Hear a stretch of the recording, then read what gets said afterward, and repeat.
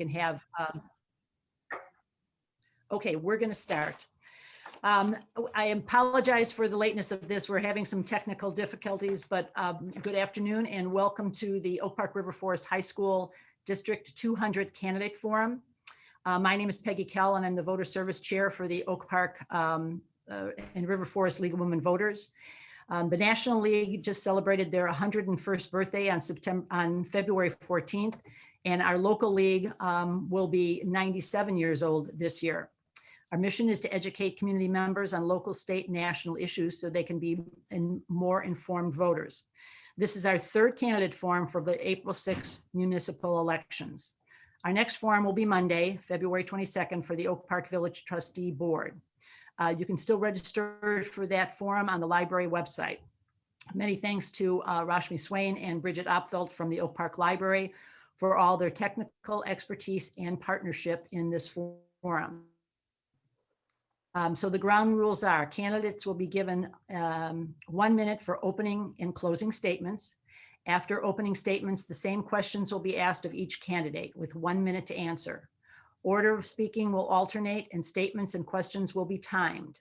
I, as moderator, will read the questions that are prepared in advance or via Zoom chat. As moderator, I'll make sure questions are appropriate and we avoid duplications. Now with 6 candidates, we will be extending the forum time, and of course we'll extend it because we started a little bit late to a little bit more than an hour and 20 minutes.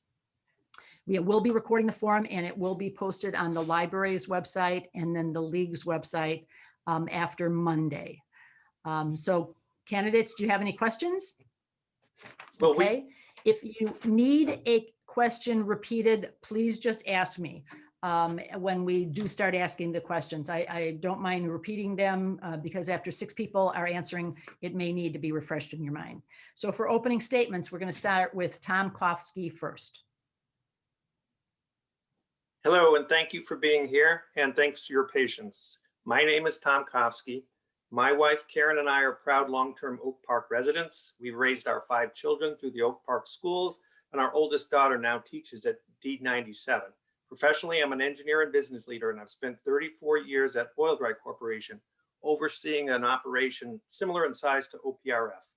I've also spent the last 8 years serving on the D200 school board. I pride myself on providing a long-term perspective that supports the needs of our students and balance with the resources of our community.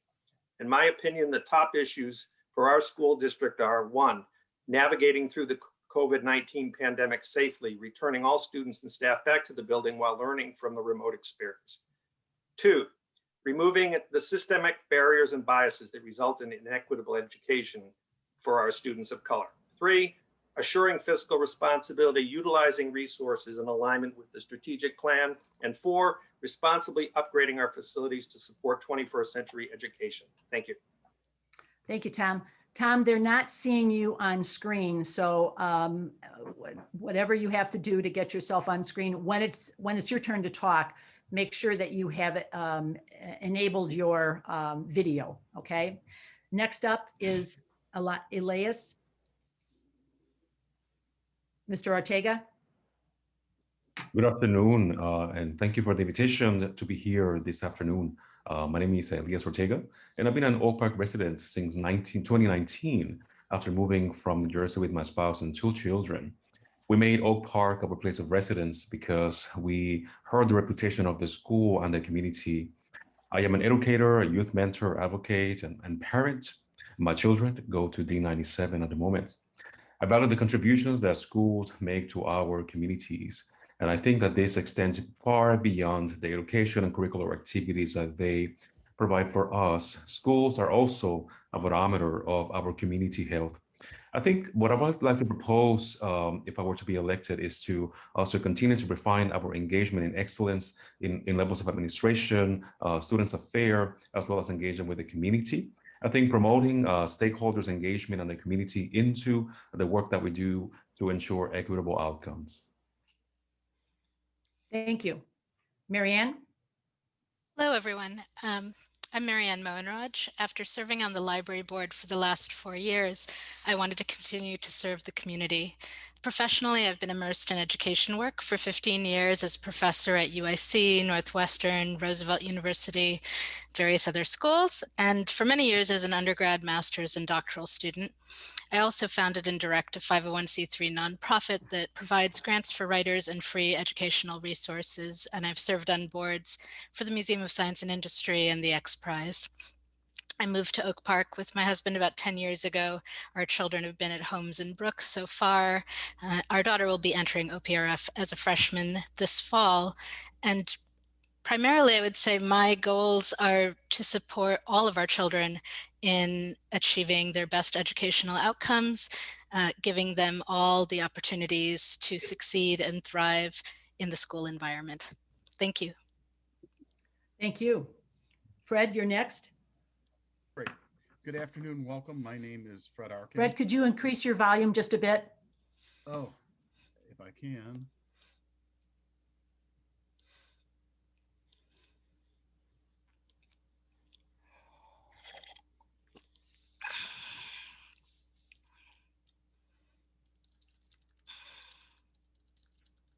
When you're ready, you can go. Is that better? Is that Yes. volume better? Okay. Sorry about Yes, it that. is. Okay. So again, welcome in. My name is Fred Arkin. I am a former board member and a candidate for the Oak Park River Forest High School Board of Education. I was born and raised in this community, and 3 generations of my family have attended OPRF. I have a deep-seated passion for the school and a lifelong commitment to serving youth. This motivates me once again to run for the board. The district is at a pivotal moment of great change. Great change in policies and personnel have occurred since 2016. Policies have been adopted for gender equity, racial equity, non-discrimination. OPRF also declared itself a welcoming school initiative diversity statement. The district hired its first African-American superintendent, and over the past 4 years, she built a new administration team focused on racial equity and the elimination of barriers which result in disparate outcomes based on race. We stand today in the course of implementation of those changes. The experience I possess is invaluable to moving the district forward. Thank you. Thank you. Dave. Thank you, Peggy. Thank you to the League of Women Voters for hosting this forum. My name is Dave Schroet. I'm seeking a seat on the 200 board because I care deeply about OPRF. I want OPRF to be as strong as possible, always evolving to empower OPRF students to fully engage with the world as it is. My wife, Stephanie, and I have lived in the D200 district for more than 10 years. Our oldest son graduated from OPRF High School in 2018, and our youngest is currently a junior at OPRF. I am a CPA. I practiced law for over 30 years. I've been a partner at Chapman and Cutler for almost 20 years. I have extensive experience in project finance and contract negotiations, and a deep understanding of board roles and responsibilities. I'm confident that my experiences and skills will be a substantial value to D200 as it faces consequential fiscal choices, negotiates important stakeholder contracts, and makes critical decisions relating to the board's primary purpose of providing the best education it can to all OPRF students. Thank you. Kabrig? Good afternoon. Thanks for having me and creating this opportunity for me to share my vision as a future school board member of OPRF. My family and I moved here from Tallahassee, Florida about 10 years ago. We chose Oak Park as a location because it's diversity and it's an excellent school system. My wife and I have a daughter that graduated from OPRF last year and is currently attending UIC and Honors College. We also have 2 young boys that are 3.5 and 6 weeks old, so we're not sleeping that much lately, but we're working through it. I own and operate a telecommunications company that focuses on wireless technology and infrastructure deployment. And I'm also a board member of the Community Council, as well as the Culture Plan Behavior Committee at OPRF. And as my main focus will be equity, fiscal responsibility, mental health support, stakeholder engagement, excellence and success for all of our students. Thank you and appreciate the opportunity again. Thank you. We're going to start on questions, but I just want to let everybody know we are having technical difficulties here. None of the candidates' cameras seem to be working. The library staff will continue to work on this, but you're just going to have to put up with me, unfortunately, for the next hour or so, because it seems like my camera is the only one that is on. We will start now with questions. Candidates, again, will have 1 minute to answer the question. There is a timer clock that they see so that they know they only have 1 minute. And we will start now with Mr. Ortega. You're going to have the question first. Do you support the district's plan at D200 for detracking? What are the advantages and disadvantages for students? I think the advantage when we think about the tracking, what we really are talking about is the opportunity to raise the level of excellence in all of our students. I can speak from my own personal experience. When I was in college, I was not an honor student, but I was invited to enter into the honor program in somewhat of a preparatory basis. And what this allowed me to do was to encourage myself and to be in partnership with other students who were also excelling to raise my level of excellence in my program. And I was able to graduate with honors. I think the opportunity for our students to really challenge themselves and seek not only a learning path that they desire, but also the opportunity to really strengthen the relationship to particular matters is important. And we should be encouraged to make plans that allow for that possibility, not only for a selected few of our students, but to as many students that would like to avail themselves of those opportunities. And I think for that reason, it's important to support the tracking. Thank you. Marianne, you're next.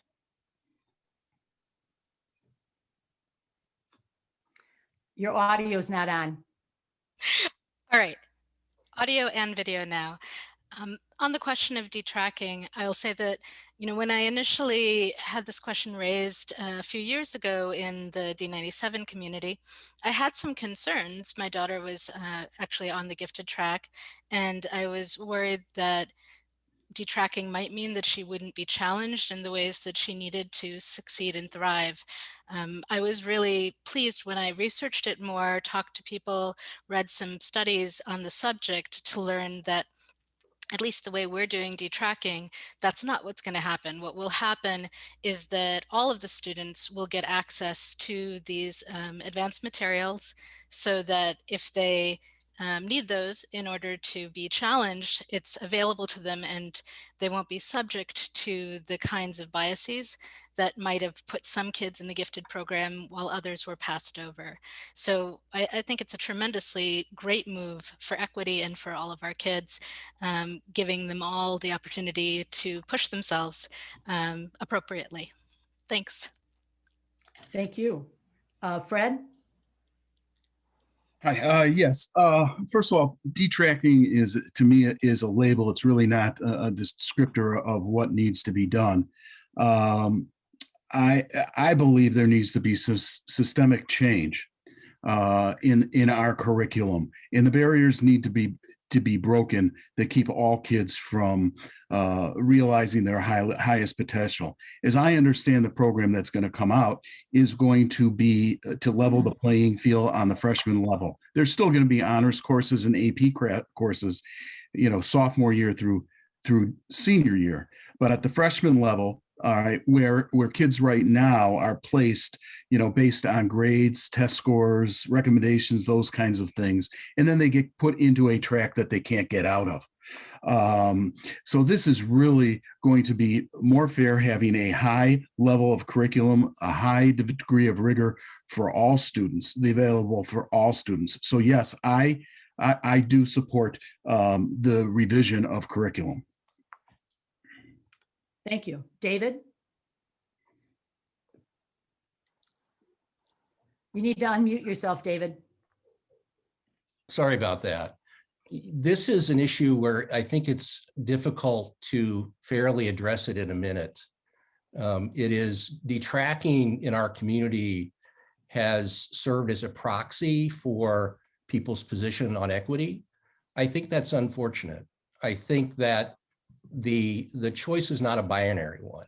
It's not between tracking and detracking. And the expert that started this back in the early 70s has recognized that tracking is used for a whole variety of different programs. And we need to look down at the detail of that. And I think we need to do more to make sure we're doing this right. Curriculum is one thing, but it's really the easy thing. If you look at the experts on this, they talk about a lot more than just curriculum. They talk about instruction. They talk about all sorts of issues. And I think we need to do more to make sure we're doing this right. Thank you. Kabrib? There are several misconceptions about detracking as I understand it for the OPR freshman curriculum. I've heard concerns that it would hurt some students' ability to be challenged and detrimental to the overall competitive advantage of Oak Park, River Forest High School.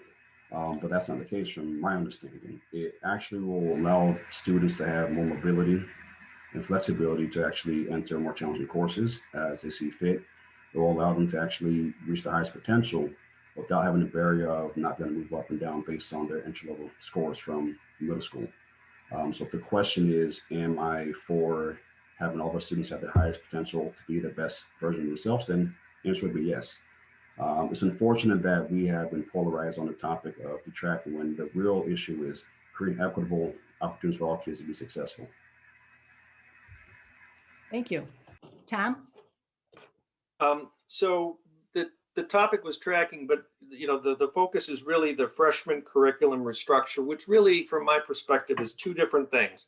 The first one is standardization of our curriculum, which is much needed so that all students can get the same experience. And the second is to provide then equal access so that all students can have access to that curriculum. And I am in support of it, but it will require effective differentiated teaching. So we need to make sure that our staff are provided the professional development to be able to navigate in that expanded environment. I can tell you from a personal experience with my children that I think the most effective classes my children got from Oak Park were ones where they were in a diverse learning environment, and they've had lasting implications. So that to me is a very positive advantage. Thank you. The second question, Elias, you're going to start first. How are you going to help kids make up the time lost due to COVID? I'm sorry, I think I started the prior question. Okay. No. Okay, let's try. Marianne, let's go with you first. That's fine. And I'm sorry, before we start, can I just note for Fred, you should have the ability to turn your video on now at this point, should you want to. For the question of children making up the time. So I want to put on my college professor hat. I've served on admission committees for college and for graduate school. And I think what I would say is, first and foremost, this is a global disaster, right? Everything is different, and nobody is going to be looking at this entering class of college freshmen and expecting them to be unaffected, right? So I don't know that it's a question of like, can we make up the time immediately? I think it's more of a question of how will this last year make everybody think about and restructure the ways we look at education, look at college admissions, et cetera. And from an admissions committee point of view, if that's the concern, I would say I would expect that if a student did well and then had a sudden drop in this last year, that's the pandemic, right? Almost certainly. And that's going to be very widespread, and admissions people understand that. So I'll stop there. Thank you. Fred? Okay, can you see me now? Yes. Okay, sorry, I didn't know how to do that. Anyways, COVID has obviously affected all of our students and our faculty, our staff, our community members. I work very closely, almost on a daily basis, with kids. as a coach. And I will take my hat off to the current board and to the administration. Being able to, basically on a dime, turn and go to online learning, it has really been phenomenal. And it's happened all over the country. We were fortunate that the district years ago went to Chromebooks for all, and also provided hotspots for kids and families who needed them so that they could have access. I think the kids are not just academically behind, but also social emotionally behind. And one of the things that we need to do is engage with the other community providers like the township and Thrive to work on those mental health issues as well. Thank you. David? Yeah, this is an excellent question. And the answer, I think, is as complicated as the circumstances we're in now, where the students' experiences are varied, the responses are varied, and I think that the school's response should be varied as well. I think it should be creative. I think it should be thoughtful. And I think that many different options should be considered. There are many school districts that are looking at implementing summer programs. I think that OPRF should look at extending that and doing more to take advantage of the time that might be available. And I think, again, I think that there should be conversation going on with the various folks in the community, the different stakeholders, parents, to get a sense as to, how is the best way to use the resources we have to provide the best for our kids. Thank you. Kabrib? Thank you. Can you please repeat the question for me so make sure I answer it Certainly. correctly? How are you going to help kids make up the time lost due to COVID? And this past year was unprecedented, and no one can correctly and honestly say they were prepared for the way to address the pandemic. Personally, my daughter was a senior during the pandemic and cut her year short, and now she's doing distance learning as well as going through the same issue and as a freshman at USC. You can't make up the time, honestly. I think what you can do is put in stopgaps or opportunities to help these kids get through this from a mental standpoint. Mental health has been more the forefront now in our community and actually globally. The isolation and just the distance from everyone else, that's the biggest problem I think we have in the pandemic. That's one of the things I've talked about. My talking points is mental health support. What we can do is find ways to actually help these kids get through this. There are different inequities. Southern kids didn't have the same access to tools during this pandemic, so the response can vary for each student. But we can come together as a community, figure out how to make sure each kid was not left behind. Thank you. Tom? I think as a district, we were probably as well prepared as any in terms of being technologically prepared to go into remote learning. And yet still, there were gaps. So I would agree with earlier statements that we're in this with everyone else. And it's not about hours. It's really about learning. And, what learning was gathered through this process, and then how do we return our students back, supporting them socially, emotionally. What can we learn from this? I don't know. It's now a year. I want to say semester, because I believe there are things that we've learned that we can leverage in the future. So while we may not have learned the same things in the classroom, there's been a lot that people have learned. So from technology, utilization of technology, but the time will not be made up. Thank you. Elias? I think we have to be, I'll speak first as a parent and then as a higher ed administrator here in the area of Chicago. I can say that one of the things that we need to understand is as we consider reopening our schools and as potential board members, we need to be willing to advocate and centering the students in particular processes that are trauma informed. This has been a system and a time that has really created a lot of trauma and disrupted our life for over close to a year and maybe longer. We need to be aware of that situation and engage it with emotional support and other programming that is co-curricular to incorporate students back into social spaces with other of their peers. We also need to be really mindful of advocating for our teachers and staff who will be doing or have been doing already extra labor to be able to provide a level of support and engagement with our students from the distance. I think as an administrator, I know the challenge that is to make the call, right, to prioritize our safety. And I think we also need to be prepared that a crisis may ensue again and be crisis ready for the next time. Thank you. I just want to remind the audience that if they want to submit questions, to please do it with the chat and not the Q&A. So if you want to submit some questions, please do it via chat, and we'll try and get to them. We do have some set questions already, but we'll certainly try and get to a few of them. Fred, you're going to start with the next question first. Equity is often used as a label, but please give us some specific barriers to achievements that exist at OPRF that need to be eliminated so that all students can realize their full potential. Well, I think most of the time when we talk about equity, we're talking about academic equity.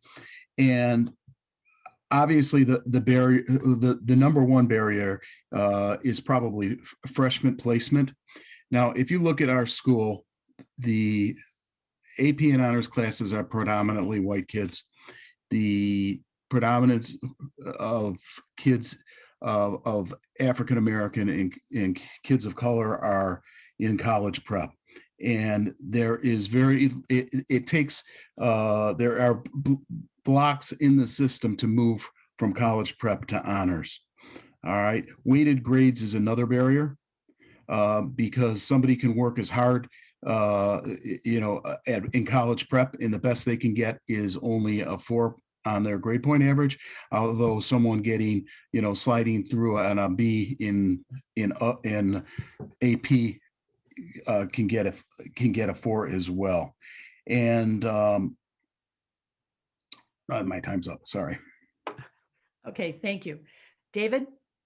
Yeah, I agree with Fred that that we need to do more to remove the barriers to equity in students' education.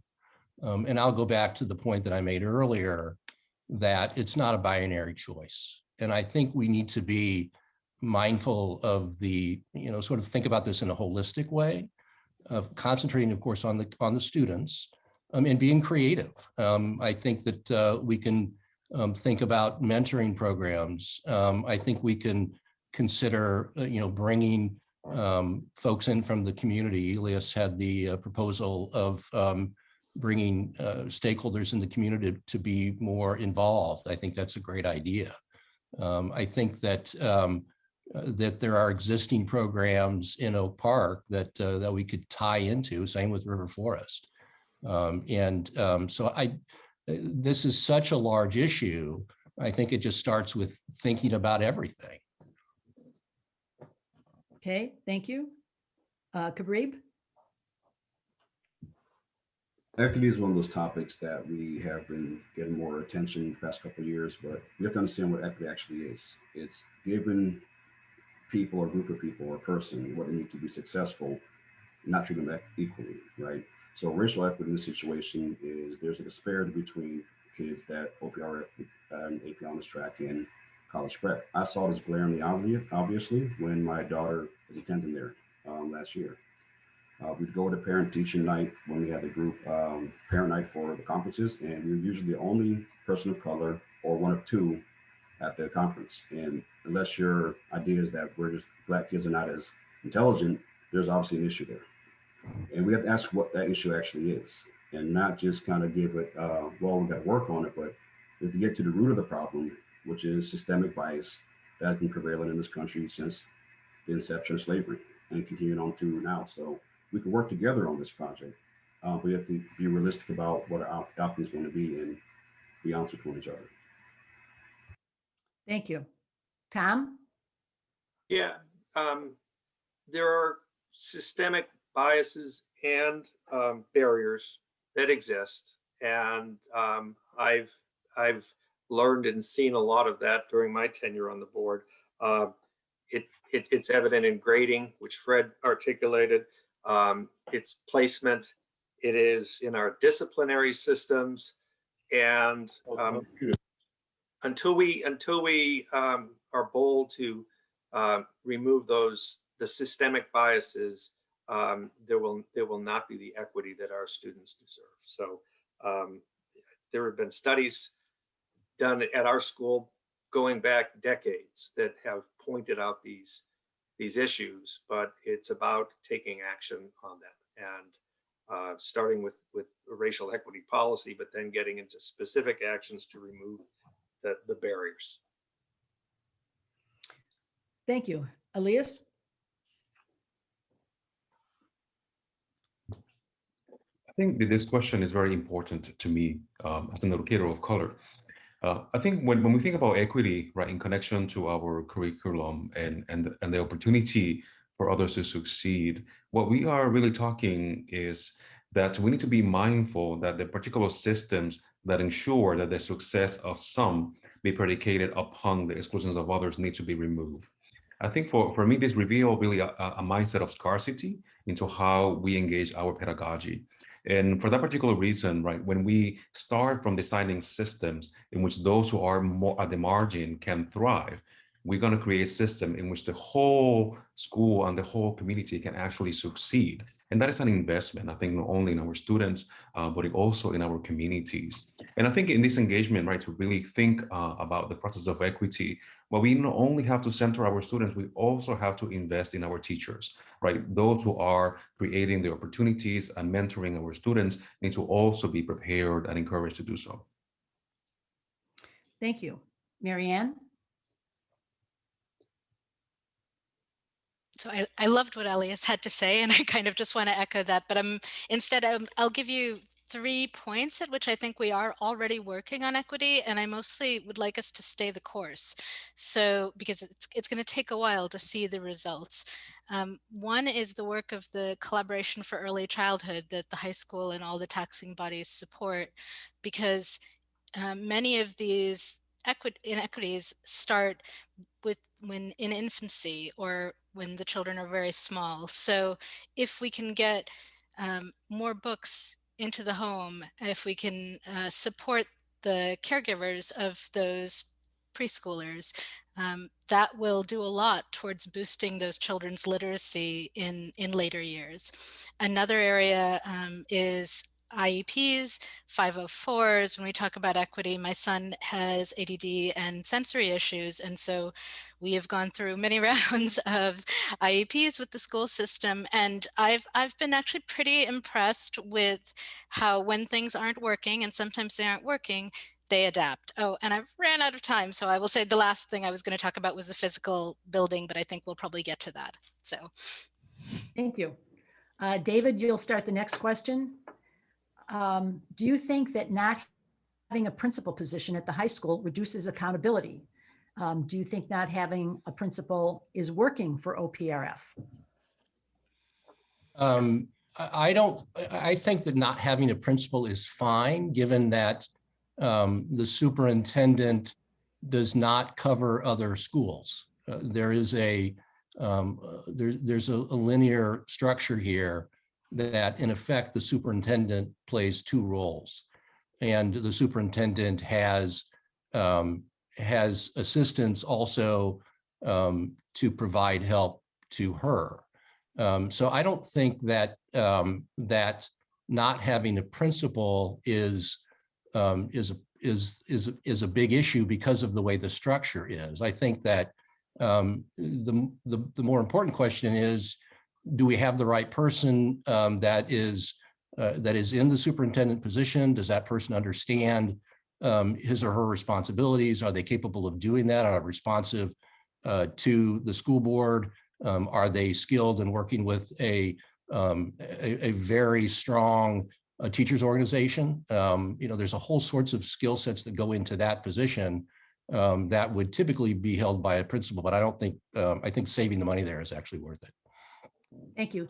Kabrib, you're next. Could you turn up your mic a little bit? It seems that they're having issues hearing you. Is this any better, or try to change some settings on my end? I think that does work a little bit better. Thank you. Okay. I apologize for that. No problem. Am I up, Peggy? You are up next. Okay. I think we have to wait and see how this plays out. I think currently the structure is long-term accountability from the board and superintendent level. It could be fine. If we can make adjustments, then we should do so.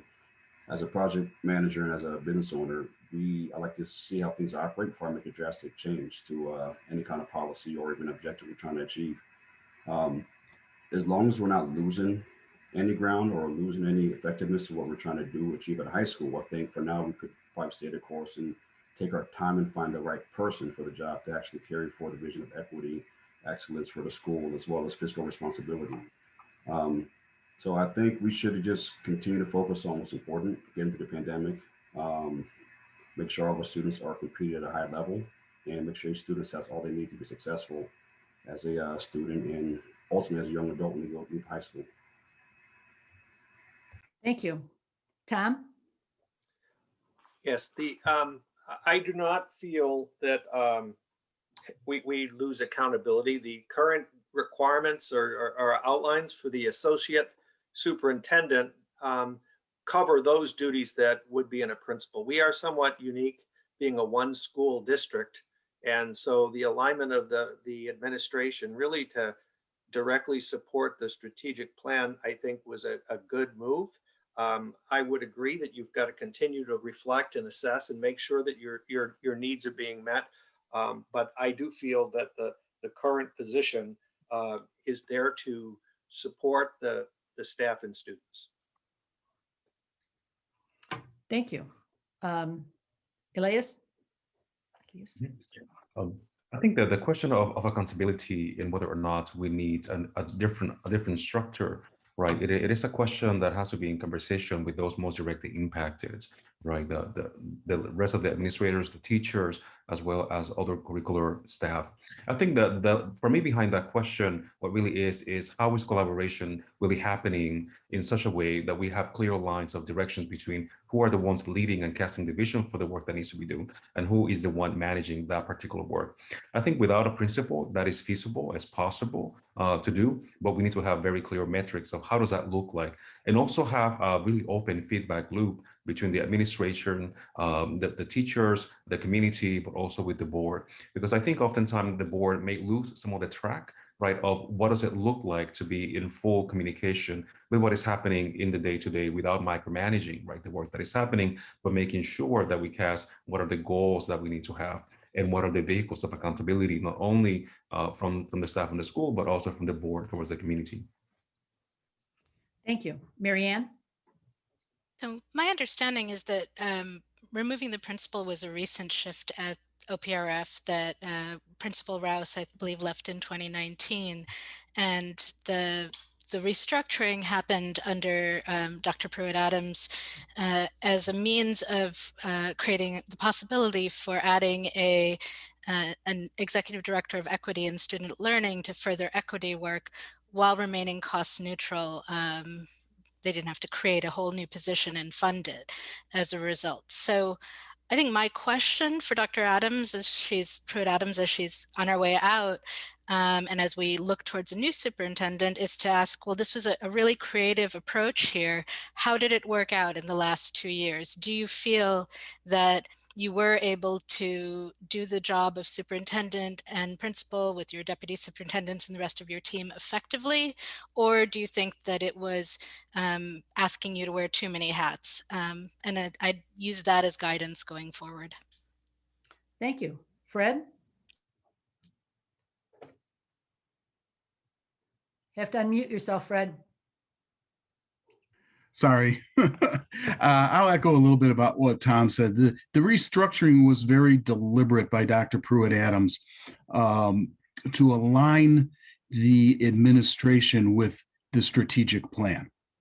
And the elimination of the principal position made sense because being a one school district, you don't have to have a superintendent and then various principals in each each building. Greg Johnson, who's the associate superintendent, who came in and is leading the curriculum charge, also handles the principal duties. I think that looking back over the last 2 years, I mean, you have an anomaly with COVID. He has, what I can see is he has taken the reins and given direction to the school. He's also redoing curriculum. And it was very, what I'm trying to say is it was very purposeful to align with the strategic plan. Thank you. The next question, Kabri, you're going to start first.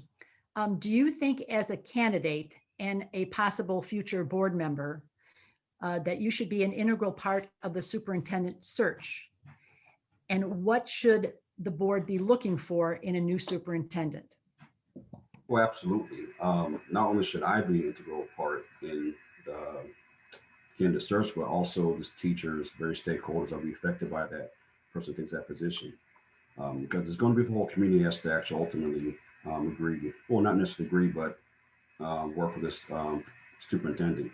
I think what they're walking into is going to be pretty unexpected for certain people that aren't used to a diverse community that actually has a lot of social as well as economic and racial diversity from Oak Park and River Forest. The challenge you're going to walk into is going to be how do you unite the community that seems to be fractured right now on various levels, from racial equity, from gender equity, the pool, of course, which is always a hot topic. So I moved here 10 years ago.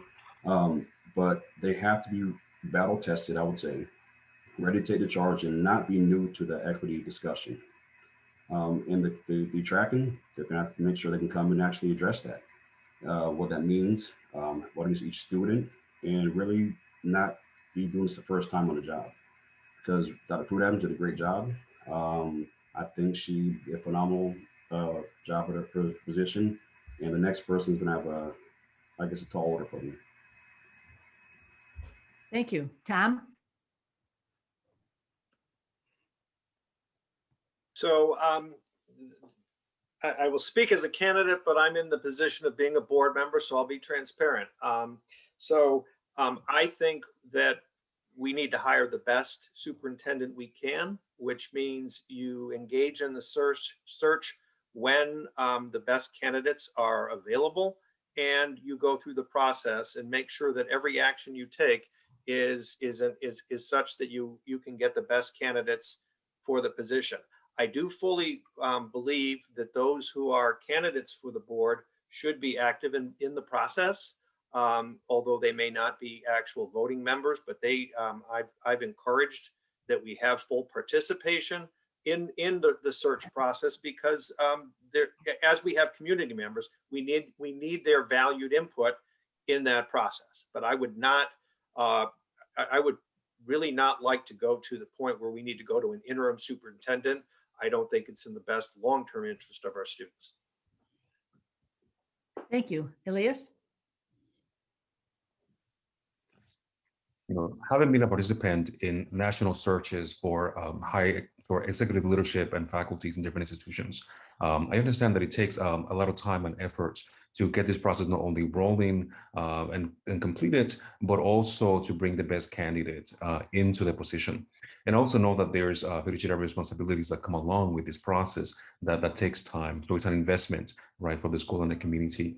I think as my position would be that as a candidate, I should be informed and maybe have a voice, but of course, no vote in this in the particular outcome of who the superintendent is. And I also feel that as a community member, a taxpayer, or a parent of children that will be going into the school in the near future, I would like to be informed and as engaged as possible in the process to be sure, right, that the best candidate and the best person for the job, right, is a person that we call to our school. Thank you. Marianne?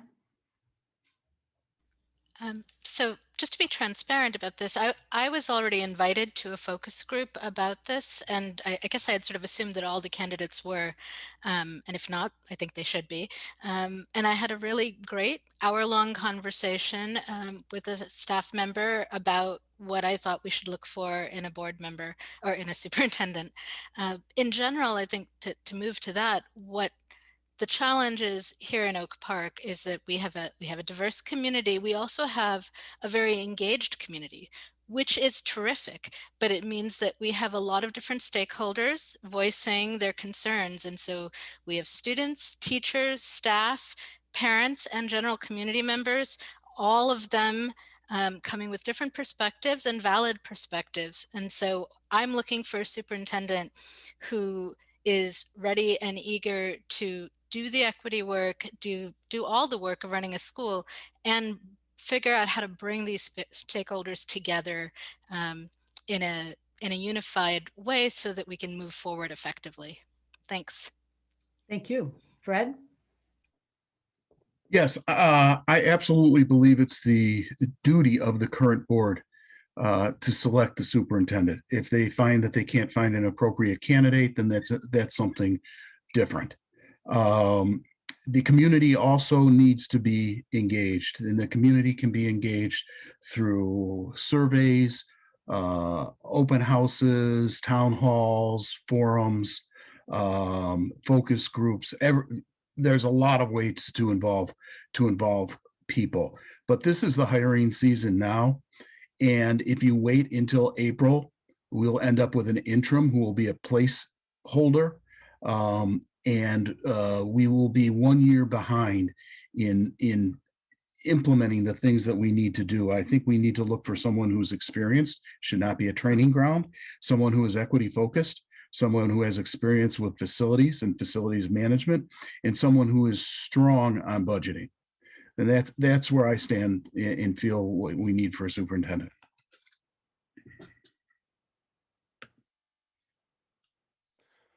I think I'm up. This is an issue that I've been publicly pretty firm on, and that is I do think that we should have a voice in this.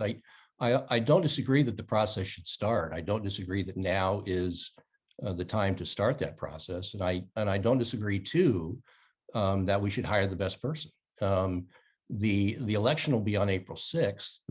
We will know who the new board is. The new board will not be put in place until the following month. But it seems to me that the new board that will be working with the new superintendent may have a different opinion on what is the best fit. For example, I believe that the new superintendent should very much live close to the school, that we shouldn't have somebody commuting from out of state. And that would, for me, be something that determines on whether somebody's best or not. I think, too, that the new superintendent, this is something I've also been very vocal about, is somebody who should be very attuned to the world that our kids are living in. I mean, studies show that they're spending over 9 hours a day on digital media. And we're not doing much about that. Thank you. Tom, you're going to start the next question first. What changes do you see will be permanent to the classrooms of the future? And how will you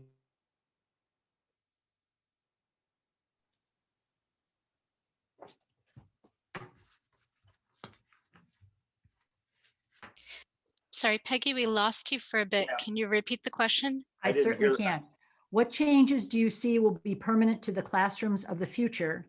How will you adjust the budget to fulfill these changes?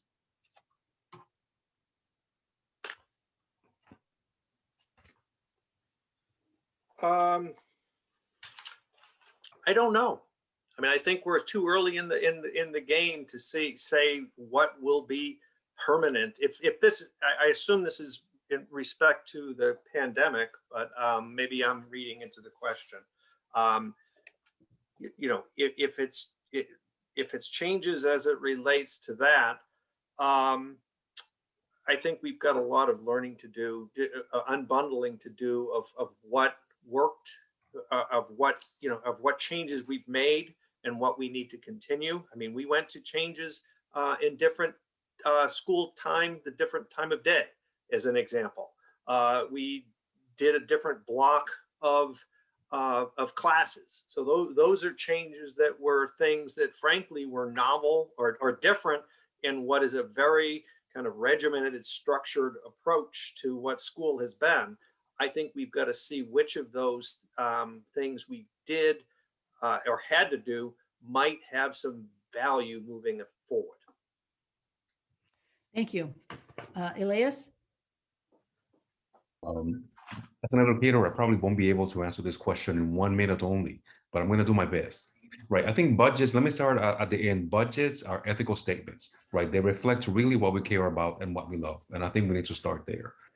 In terms of what is changing, right, in the terms of education and the classroom needs, we need to do a clear assessment of where our students are, but also the capacities that we need to create in our teachers and staff to be able to meet that particular vision. I think one of the things that is changing dramatically is that we're moving from a written culture into a more oral and visual culture. So pedagogy needs to start kind of catching up with what does it mean. That includes more data technology, the ability to think critically about what does it mean to be technologically literate, to be a good digital citizen.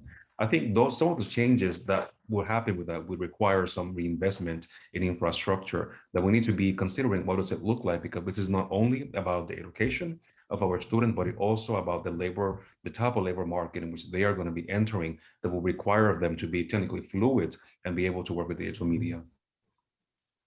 Thank you. Marianne? I think about the pandemic, and there's been so many costs, but we've also learned a lot, and there are now opportunities, and I'm really excited about that. For one example, my nonprofit recently got a donation of $10,000 to give grants to conventions to support them building up their digital presence. And I think going forward, that's something everybody's going to be working on. We've seen the ways in which having a virtual component can really increase access and equity. In the future, in the fall, if a child is homesick, I would love to see them be able to still maybe participate in a virtual study hall during that time if they're feeling up to it. Maybe a parent has a fever and they don't want to risk sending their kid to school, but the kid is entirely capable of participating. If we are investing in the tech and the teacher training to make that possible, I think it opens up a lot of great possibilities. Thank you. Fred?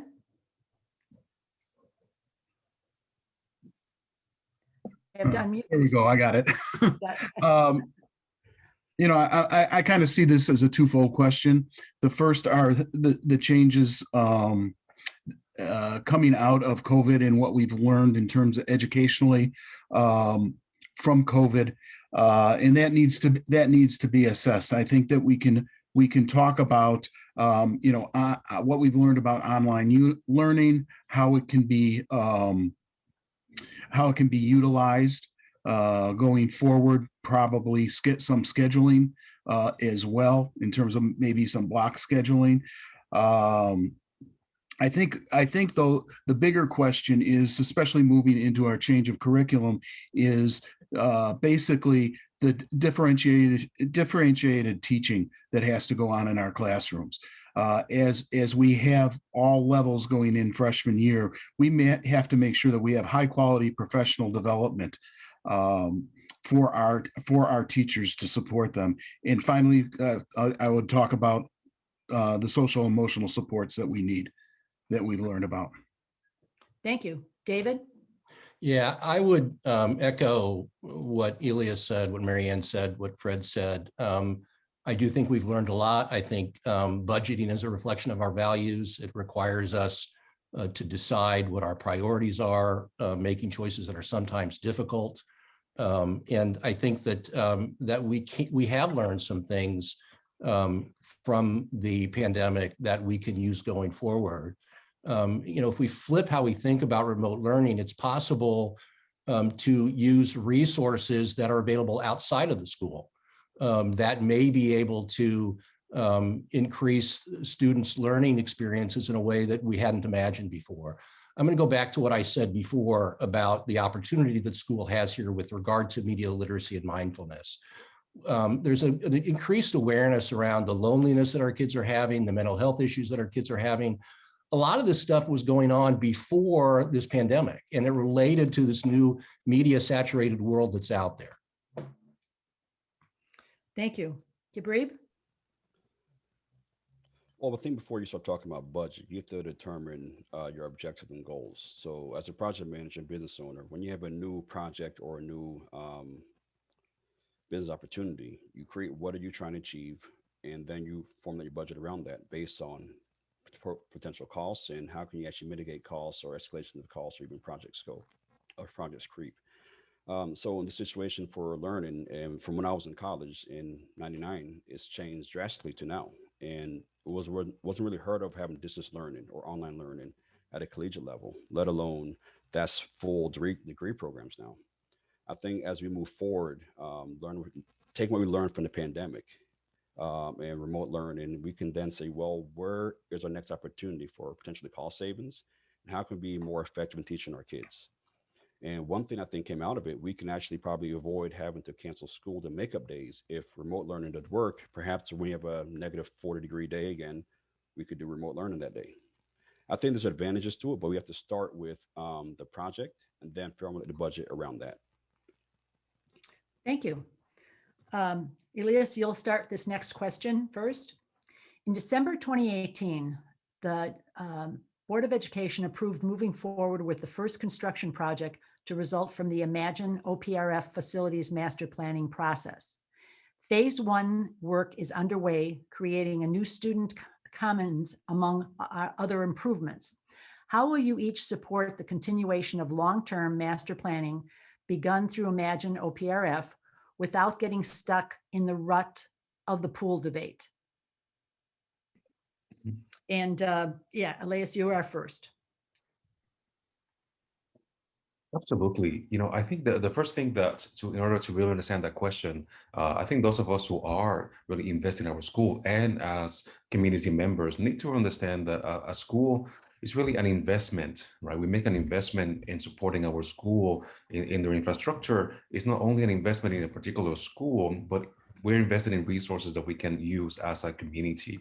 And I think that is really important for us to understand, right, that what we are doing, again, is investing in the community. I think this particular phase of Imagine Plan has really created areas, right, like common areas that will benefit the way in which our students interact. It will benefit the quality of life, right, and experience of our students, but it also going to provide additional space for the community to be in community. And I think that is really important. And as we continue then some of the other phases, right, of the plan, I think what we have to go back is to what are the priorities of the school and how do they really go into achieving the equity goals that we decide upon. Thank you. Marianne? So I'll pick up with what Elias was saying about the common areas, and I think that's so important. So phase 1 has been approved right now, which is terrific, and they're moving forward with that. And that's, among other things, that's going to cover the construction of the student commons. And that's going to allow for a host of things, including an after-school space where we can provide tutoring services, mental health services in a way that the physical structure of the school before didn't allow. So form follows function, and I think whenever we think about the where we're spending money on physical infrastructure, we should be thinking about what will that make possible, right, in terms of achieving our mission. In terms of the pool, I think the community has put perhaps a little too much time and energy into this. We need to do something. The pools need to be upgraded. The correct size of the pool is, something that we can look at and determine. I think there's a lot of bigger things to focus our energies on going forward. Thank you. Fred? Okay, yes.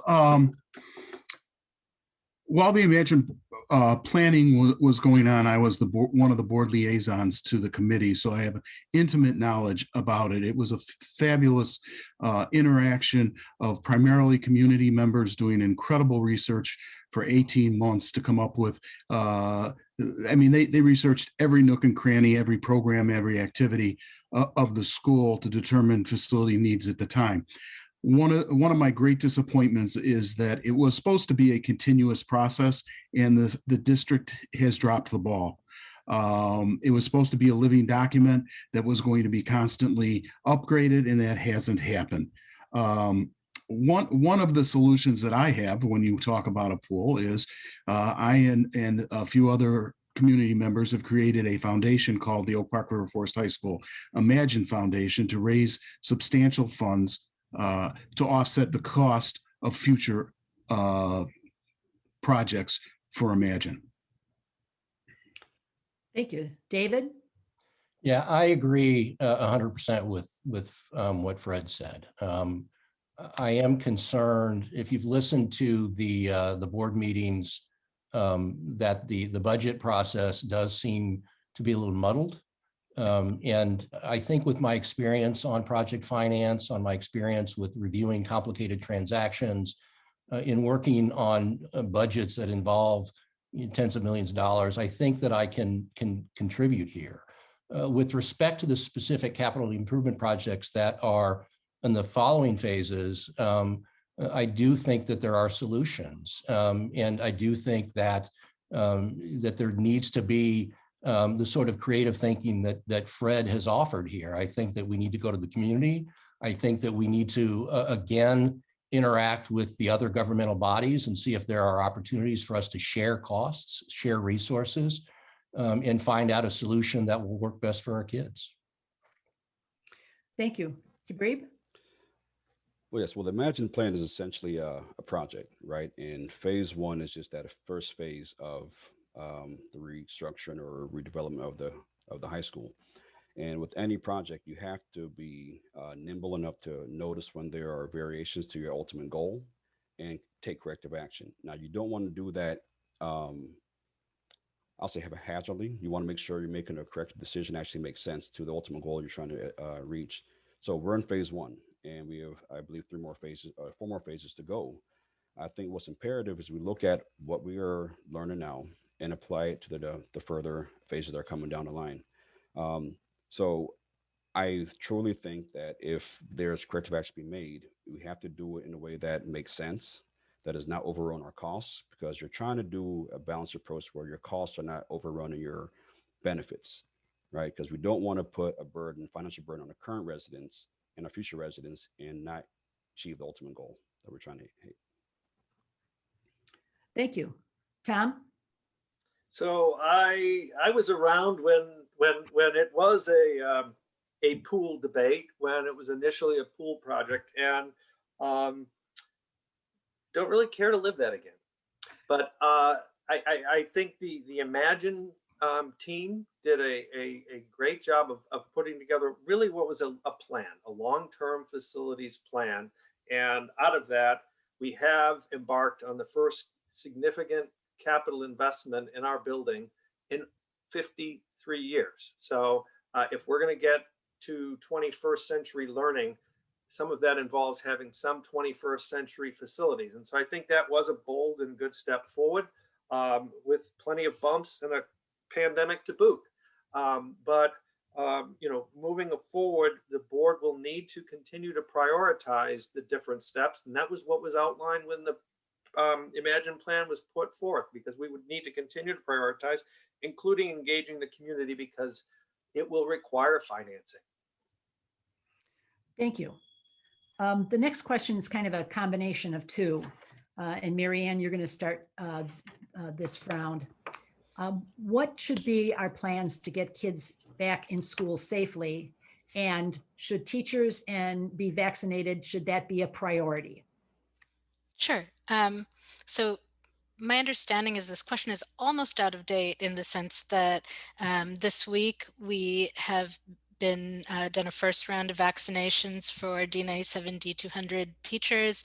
I gathered that something like 600 teachers were vaccinated this week, which is fabulous. And that we expect to have that second round shot before March 15th, which, at least for D97, means that third trimester, they'll be able to go back into the classroom vaccinated. So that's great. We've been keeping our kids home, and my daughter will be going back with third trimester, and she's very excited about that, now that she's not going to be putting teachers potentially at risk. For the fall, looking ahead, I think if we stay on the trend that we're on now, I expect that we'll be in person in the fall. I expect college was going to be in person in the fall, unless something dramatic happens with with new variants that are vaccine resistant between now and then, which is always possible. But that's what I'm expecting. Thank you. Fred? Yes, I'll echo a little bit about what Mary Ann just said. If for people who don't know, the high school has been a vaccination center for teachers. So hopefully by the end of this week, that all teachers who want a vaccine in Oak Park will be able to get one.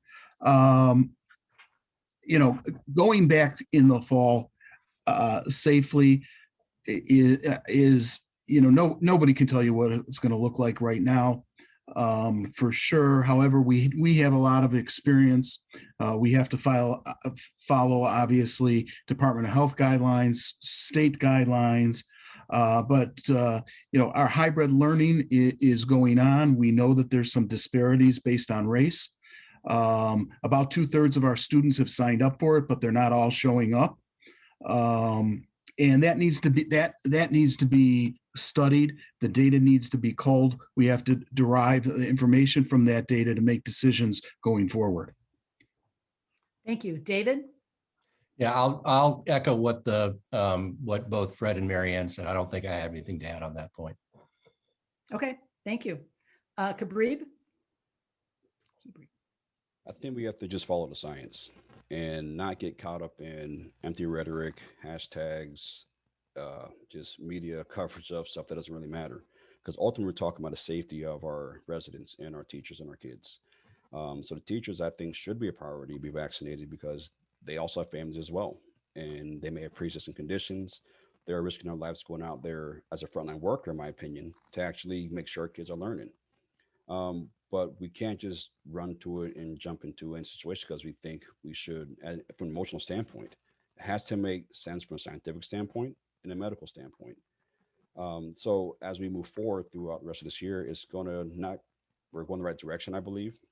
In-person learning is essential, so we're going to lose any more ground that our kids have lost already. But we have to do it in a safe manner that does not jeopardize the lives and health of anyone else concerned.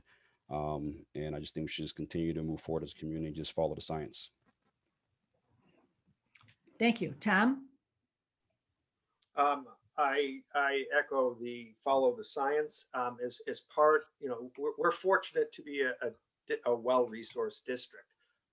When the plan was put forth for hybrid learning, we engaged with science medical professionals to make sure we got input, a variety of different entities to get input. But, getting students back in the building certainly is a need and a priority. It provides the social emotional aspects that are needed, but it needs to be done safely. I do agree with Mary Ann. This question is probably, things move so fast because vaccinations should be, and I know are being administered to our teachers and staff so that they can be in a safe environment. Thank you. Elias? As a higher rate administrator, I had to make these decisions of when to close down an institution and think about what is the safety of the staff and the students and community partners before thinking about reopening. I also have to make transitions and deciding how to do really important marks of the school, like inauguration or a commencement ceremony, for example.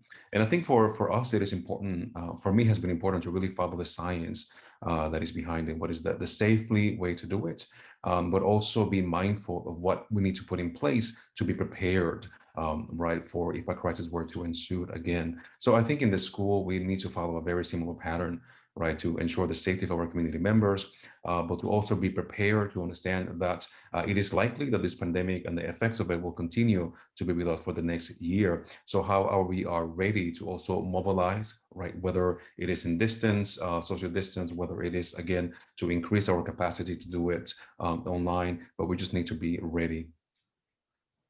Thank you. Fred, you're going to start this next question.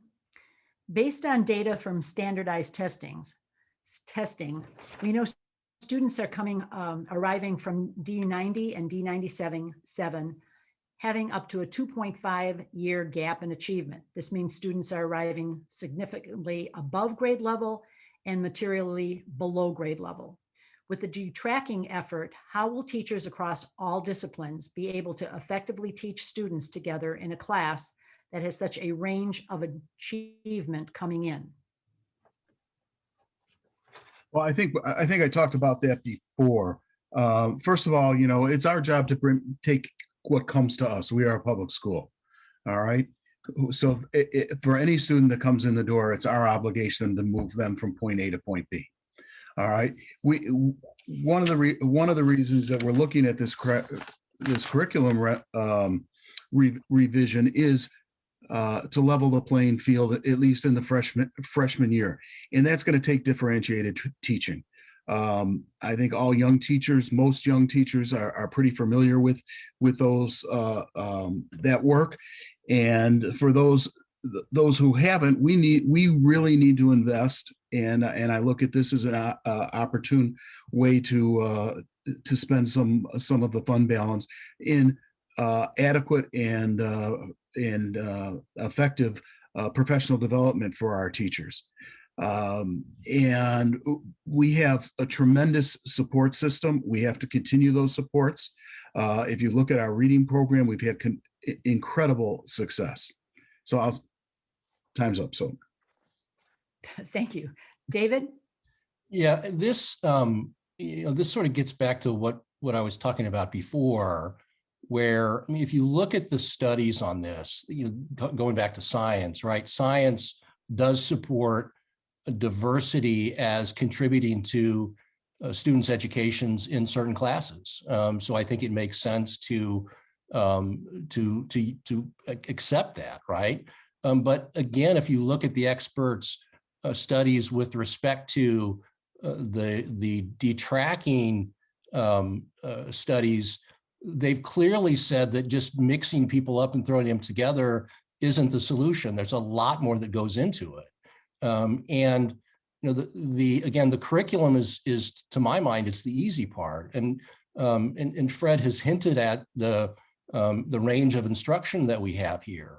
And I think we need to seriously look at that. I think we need to seriously consider making sure that not just differentiation is done, but that we're actually hitting the kids, right? Scaffolding is something that is used as a metaphor in education for a reason. Thank you. Kibrib? I think this is an interesting question, because if we go off the assumption that standardized tests are a measurement of aptitude, I think we're incorrect based on what we know from a scientific standpoint, right? So what we're talking about here are kids prepared to have the rigors of a high school curriculum. You need to look at more holistically, I believe. And also, and if that is the case, then it has an opportunity where we can work closely with D97 to make sure the kids are coming prepared, or if there are any gaps, we can work together collectively to make sure no one's been left behind, so to speak. I just think that the kids that are coming in to be challenged, they should have the opportunity and not be determined by a standardized test.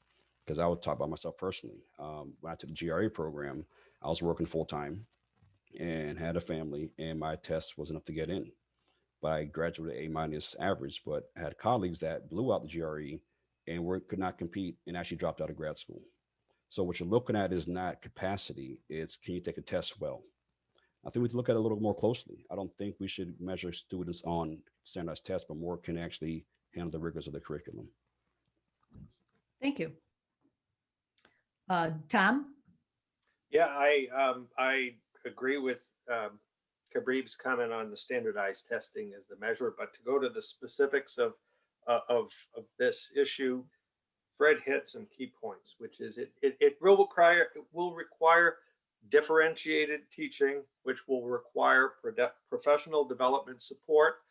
We have a highly skilled teaching staff, and then we have a robust support staff, and that support staff needs to be deployed to provide secondary and alternate additional supports to students based on what their individual needs are.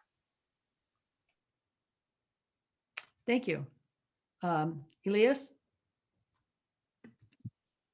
As an educator and somebody who works a lot with children, youth, and adults, let me give you one example in why differentiated education is so important. My daughter was having a hard time really working through the fractions right in school. And the strategy for my daughter to be able to accomplish her task was to think about fractions as decimals. So she started operating in a process in which every fraction became a decimal, and then she arrived at the solution. The challenge was that in the school system, that was not allowed. Right. So what I use this example because it showed the difference between kind of understanding a particular kind of tactic and thinking about math sense, right? How do we understand differently what is it that we are assessing as competency? So I think in this process, right, of thinking of how do we bridge this gap, what we really have to work in is creating cultural competency curriculum, right, to engage kids who are coming from different contexts into the process, also creating multiple paths of learning, right, in which students can demonstrate competency of a material. Thank you. Next question. Peggy? Mary Ann. That's all right. Crossed you off. That's okay. That's okay. I just wanted to talk about my experience as a teacher doing differentiated learning, because we have this in the college classroom all of the time, right? In any given class, I might have students who are foreign exchange students for whom English is their second language. I may have students with physical disabilities. I may have students with mental disabilities or emotional disabilities. I have students who come in, and they would be competitive at the University of Chicago, which is where I did my undergrad. And I have other students who come in and maybe they're very strong in math or science, but their English lit skills are lacking, right? They are underprepared for my classroom. And I'm still expected to teach all of them. And there are techniques that you learn as a teacher in order to do differentiation effectively. For the advanced student, maybe we're going to meet in office hours and I'm going to essentially treat them like a grad student and set them additional work that's going to really challenge them. Maybe I'm going to work in small groups. And so I'll just say, from a budgetary point of view, I would love to look into the question of whether, in addition to teacher training, we might be able to have some TAs of some kind, because that's certainly at the college level, that's a lot of how we do it, is teaching assistants that make differentiation much more functional. But it costs money, so it's something to look at. Thanks. Thank you. David, you're going to start this next question. Collaboration among or between governmental units in Oak Park and in River Forest sometimes is done to save money. Can you give one or two specific ways that you could explore collaboration to reduce costs at the high school, collaboration with other governmental units within our two communities? Yeah, well, certainly with respect to capital improvements, as we consider the different resources we're going to need for our students, I think it's appropriate to work with the other governmental bodies to see if there are ways that we can take advantage of existing resources or taking advantage of planned expenditures in a way that will again optimize the results and minimize the expenses. With respect to there's also we alluded to earlier the early childhood collaboration program, and so I think that the more sort of holistic undertaking there is among the different educational systems, I think that is something we should also continue to explore. Thank you. Kibrib? That was a bit of a long question, Peggy. Could you repeat it again? Absolutely. Collaboration between governments has always been encouraged. And to save money, could you give one or two examples of specific ways that the D200 board could collaborate with other Oak Park and or River Forest governmental bodies to reduce total costs? Well, absolutely. And I'll say from a capital improvement standpoint, I'll put on my urban planner hat for a moment. One thing we had in Florida that's not there anymore, I don't believe, is impact fees. We've seen a resounding amount of development in Oak Park. We've had high rises, we had parking lots by different developers that are not even residents of Oak Park. An impact fee actually requires the developer to pay into a fund that actually will offset the costs of the added amount of population that grows up. So we're talking about fire department, health department, police department in the school. Because if you're adding more housing stock, you're adding more people using our services, it's really unfair to put on the backs of the taxpayers of Oak Park. So one thing you can work on is like, how do we make sure developers are coming to our community are not just making money and leaving, but actually paying into the future development, so we're not paying for on the backs of our taxpayers. Thank you. Tom? So, collaboration, when I think of this, I think of Uber, I think of Airbnb and these models that have come out, and it's all about shared resources. And so the question is, what resources do you have that are underutilized or could be better utilized by the other agencies? And you look at us as a district, it becomes facilities, transportation to some level, and then our biggest resource is human capital, people. But if you just focus on facilities and transportation, I mean, we currently collaborate and work with, from a kitchen standpoint, supplying meals for D97 is as example. That's one kitchen serving all students. Can that be further expanded? Transportation being another one, where you have assets that exist but could be better utilized. Thank you. Elias? My answer to the question would be to really engage us in an imaginative process of understanding what collaborative impact could look like. One of the things that we need to then, I think for me to put in the table is, what would it look like for the amazing work that could happen if our seniors, our higher school, middle school, elementary school, and other infrastructure in the town start thinking collectively, not only of the shared resources that we can share, but also what are the services that we offer, not only to the students, but to the community. And I think if those conversations really start happening, we can start thinking about the other areas of impact that we can share, And I'm thinking, for example, there's a question around tutoring, In what ways can we scaffold, the support staff that is needed, to maximize and expand the impact across the districts and across the different schools, and not just in one area, of our educational system. Thank you. Mary Ann? So I think the public probably is not aware of a lot of the ways in which we do already collaborate and save money by doing so. So I think we could maybe do a better job of publicizing that. For example, the librarians, the library paid for them to be trained in community facilitation through the Harwood method. And we have since loaned out our trained librarians to help facilitate community conversations at the other taxing bodies. That's a cost savings. They didn't all have to go pay for that training themselves. There's, the library has done collaborations with Triton College. It's not even just among the taxing bodies for tutoring, for example, sharing space, sharing facilities and resources. So I think we should do more along those lines. We had an iGov meeting actually just this morning. And one of the things that we talked about is that we need more time of us coming together in a generative process and more community conversations. So we started planning that out for the next year. And I think that's sort of the next step, is to have more and longer meetings.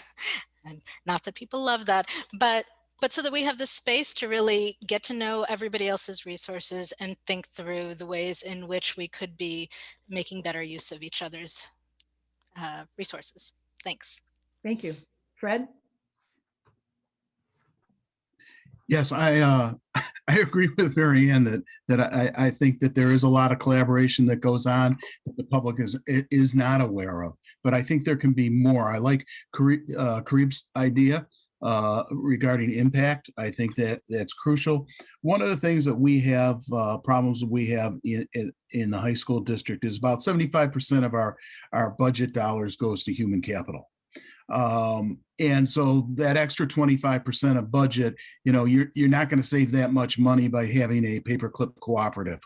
But we do cooperate, like with the River Forest Community Center. We have our site program there for our students, and then they have at our facility, they have a daycare center. I think we can do more of that, especially in the mental health in their the social emotional support area, working with the township, working with the library, because those are one of the areas that our students have also said that they need help. Thank you. Kibrib, you're going to start this next one. Over 600 OPRF students received Fs in the first quarter of this year, even though the tutoring center was open from 7 to 5 and staffed with subject experts. What would you do to solve this lack of participation? I think it's I can't answer that in 1 minute because I think you have a variety of issues you're dealing with here. Is one is you're assuming that for Mark, I work from home, so does my wife. So if my daughter needed help, I would make sure she goes to the learning center and actually supervise she does that. But what if you're talking about a parent doesn't have the capacity to do so and make the kid go do the tutoring session? So again, we're looking at inequity, right? And it's not necessarily on racial lines; it's around means lines, right? So if I can't make my child go and do the work, and if I can't supervise them at a very demanding job or I work long hours, then it's not something we can solve as board members. But I think there's a conversation we have there amongst all community members that are having this issue. So it's not going to be one approach to solving this. We have to address this from the level of some kids don't have the same kind of supervision to actually use these kind of resources. So we can't expect the board members to fix it, but we can do it together. I think work with parents and different measuring tools. Thank you. Tom? Yeah, building on that, first of all, this focused on the first quarter, and there were a significant increase in F grades that then dwindled a little bit in the second quarter, but still was a significant uptick from what we've seen in the past. So from a data standpoint, we're in a pandemic, and to expect that students will be going into the tutoring center when the building, there's a lot of issues here associated with just access and where to go, and it's a big challenge of how do we reach those students who are in the greatest need of help, whether it is in going to the tutoring center or providing other resources. There's cultural aspects of it associated with it, and we need to unbundle it. Thank you. Elias? I think we cannot assume or draw a really direct correlation between, a first quarter performance of students and having the ability to gain access to a tutoring center.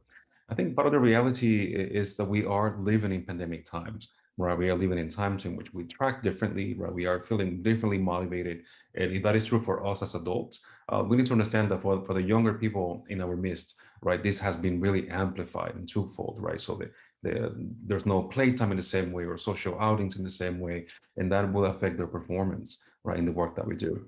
I think we also need to be mindful, right, that students are also learning how to learn online, right? That is a skill, right, that they are developing as the year goes on, and we can expect that to have an impact in the performance, right? How do the one of the challenges of being an online learner is that you have to pace yourself in a different way and be more responsible in your work because you don't have the constant reminder that you will have in a face-to-face classroom. So they're learning as well, and I can believe they will improve. Thank you. Marianne? Yeah, I'm going to talk about my daughter's experience. She had a 4.0 last spring. In the fall, her grades cratered, right? D's, F's. It was a little shocking. Her parents both are professors who work from home. So in theory, she had all the tutoring she might want right on tap. But the issue was engagement, right? And it was kind of a mix of, I would say a lot of our students are seeing some sort of mild depression from all of the social consequences of the pandemic. A lot of students get a lot of their academic impetus from essentially from the social praise of being in a classroom, having the teacher engagement, having their classmates engagement. So the shift to hybrid or remote can feel very distant and non-engaging to them. And actually, I would say some of our best students had real trouble with that.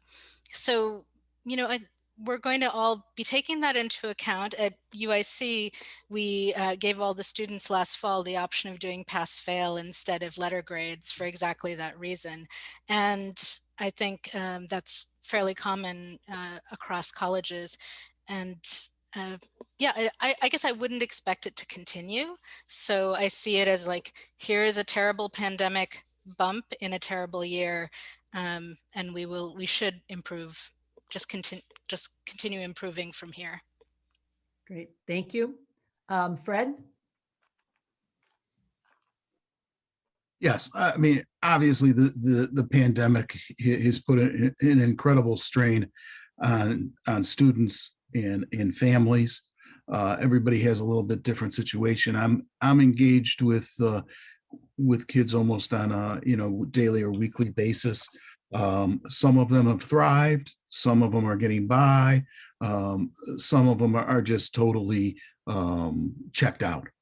All right. And I know that the school opened up the tutoring center, I think, at the beginning of the semester. And it's been good for some students, but some students still even will sit in the tutoring center and not engage. I think a lot of it has to do with isolation. A lot of it has to do with social emotional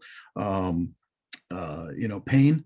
And I think that is something that we need to look at and address as we move into next, the summer and the next fall. Thank you.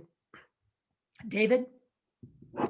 Yeah, this I think goes back to something I said before, where I think we need, and I think Tom mentioned this as well. I think we need to drill down into the data and see what we can do to help each of the kids with the resources that we have. I think that that those kids that want to improve their grades, if they're in circumstances like Mary Ann's kids, and they want to be able to go back and either take the classes over or take tests over to show that they've learned the material, I think that we should give them those opportunities. I think that we should explore, people said time's not going to solve this. And I agree with that in some sense, but we do have the summer available, and if everybody is vaccinated and it is safe, that's a resource we should take advantage of as well. Thank you. This will be the last question before closing statements. And Tom, you're going to start it off. Which of your professional employment skills will most benefit OPRF if you're on the board?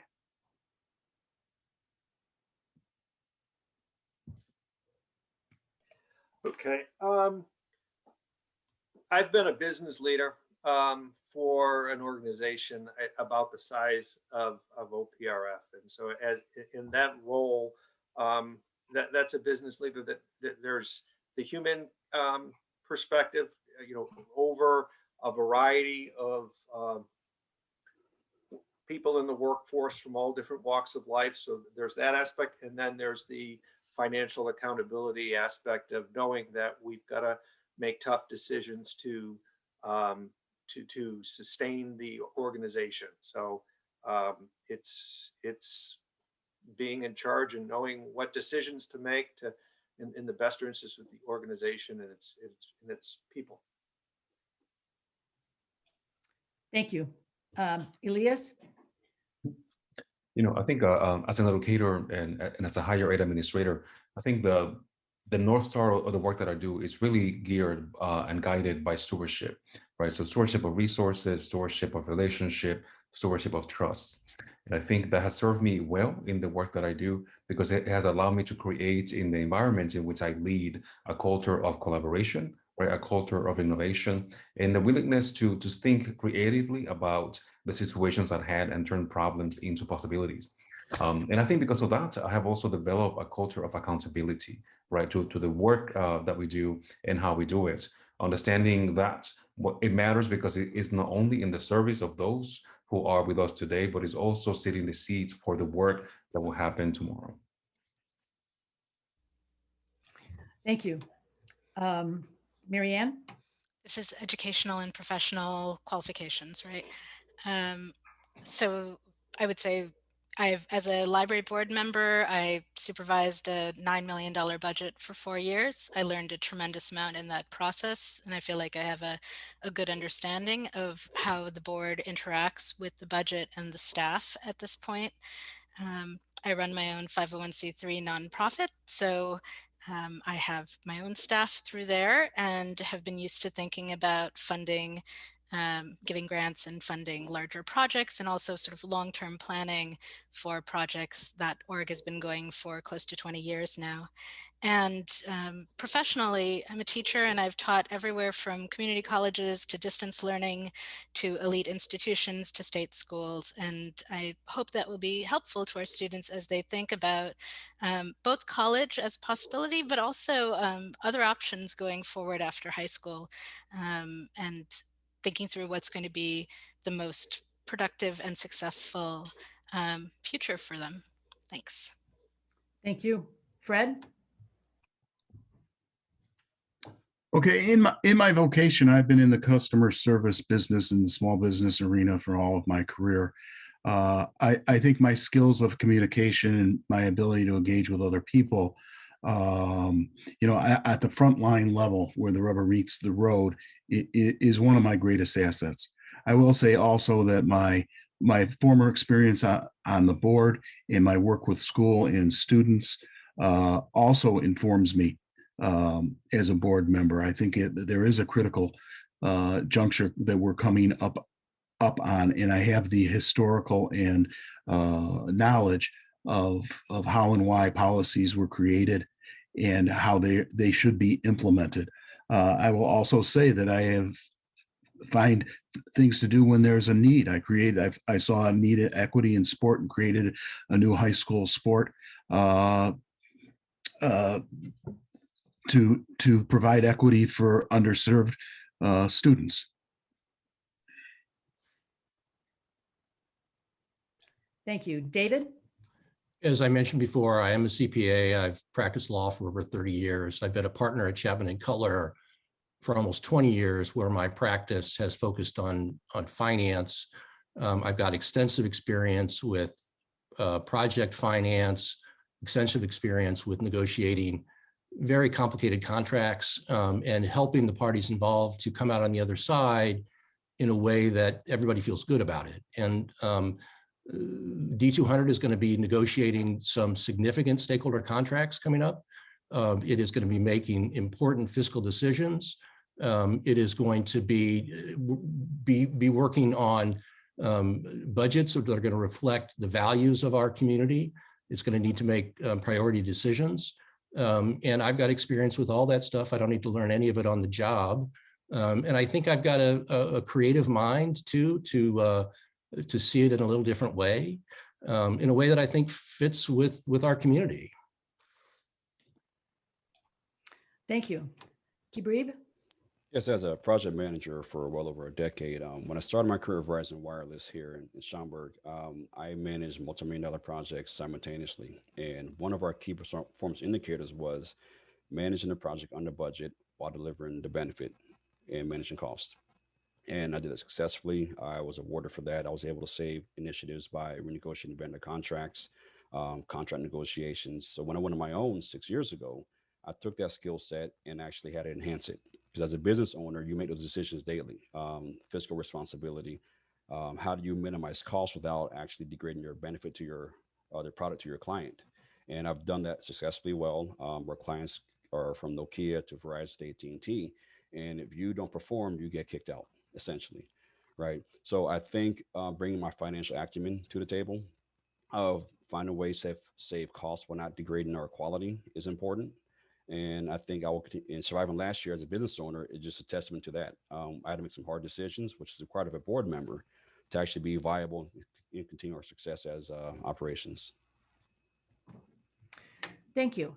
We're now going to do closing statements. Elias, you're going to start. And if you want to finish a thought from another question or whatever you have for your closing statement, you can include that also. Okay, thank you. Well, first of all, thank you to the League of Women Voters in Oak Park for setting up this forum, right, for each of the candidates, including myself, to present our perspective as to why we will be good candidates to serve as a board of D98.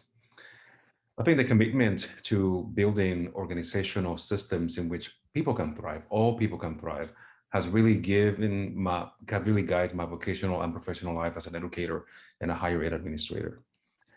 In my work, I think these commitments guide me to collaborate, to seek innovative solutions, and promote pathways towards success, particularly for those who are most impacted by exclusionary systems.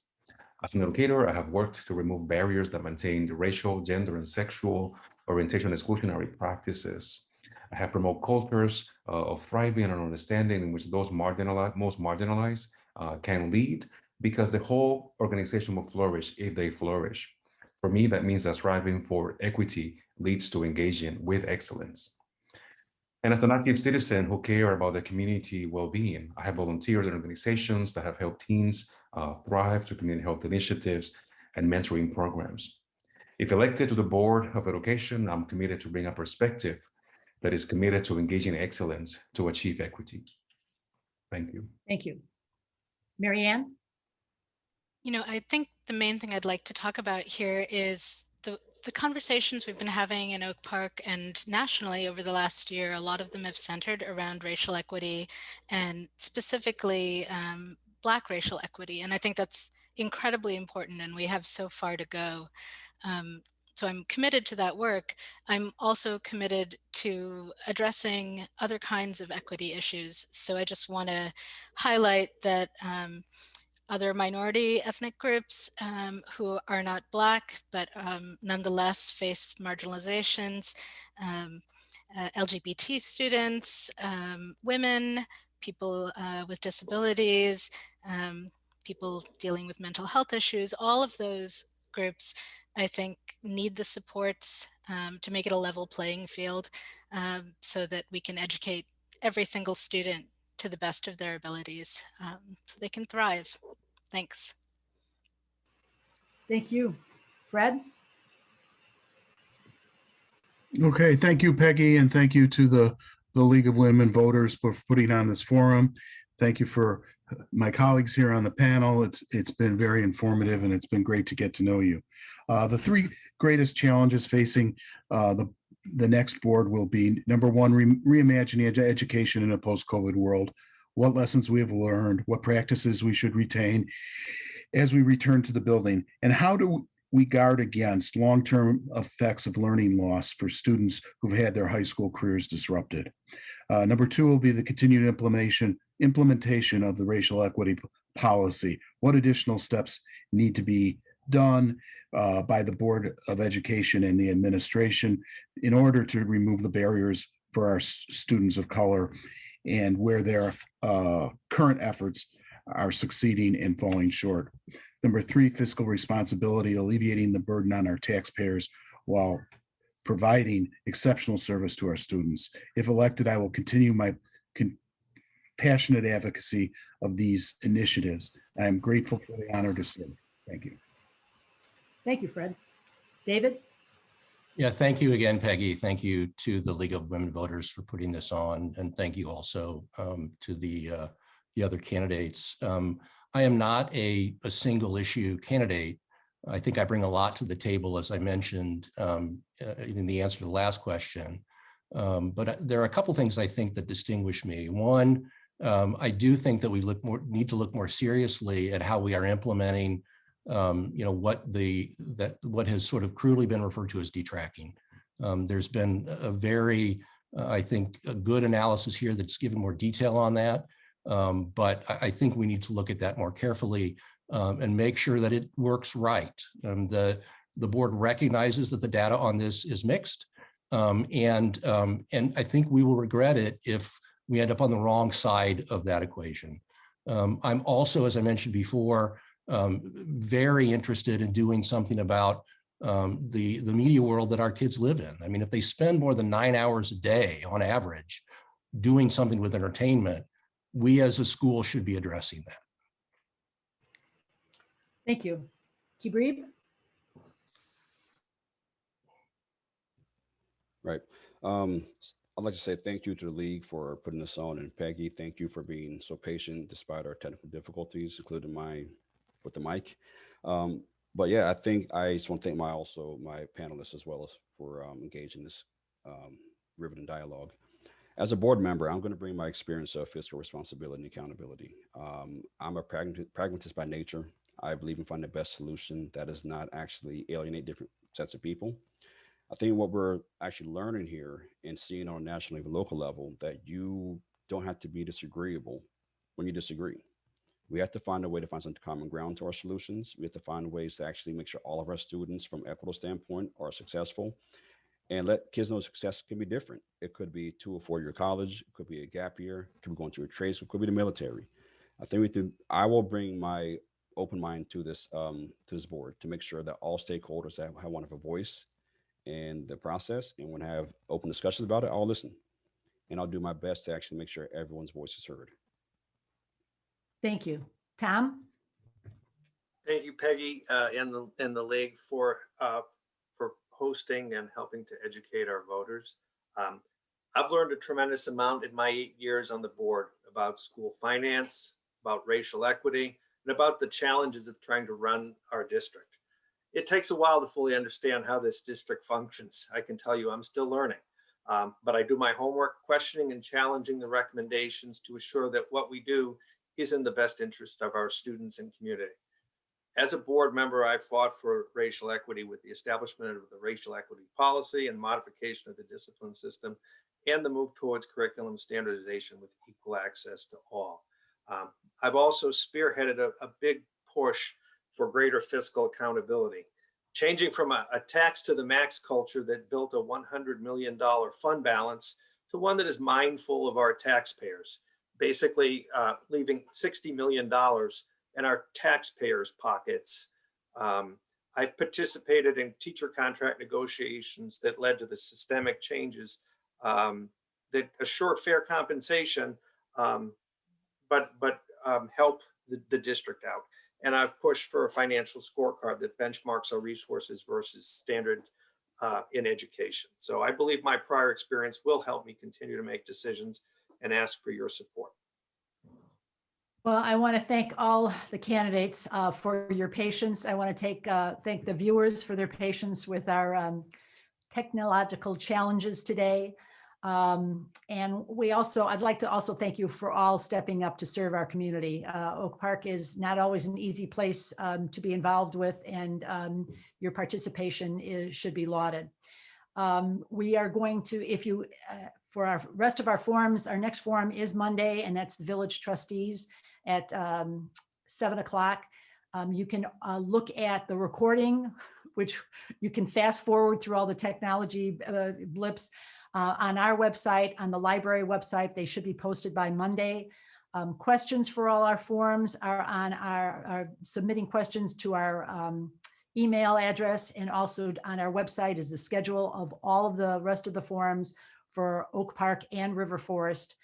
We have them for all the boards that are municipal board elections on April the 6th. So again, thank you very much. And I hope you pass along the information that candidates, I will be giving you the link once it is posted. So if you would like to share that with your supporters or anybody else, or put it on your platform, you certainly are encouraged to do that. So thank you very much, and have a pleasant rest of your afternoon, technology free. Thank you. Thanks, Peggy. Thank you. Thank you. Have a good evening. Thank you. Have a good evening.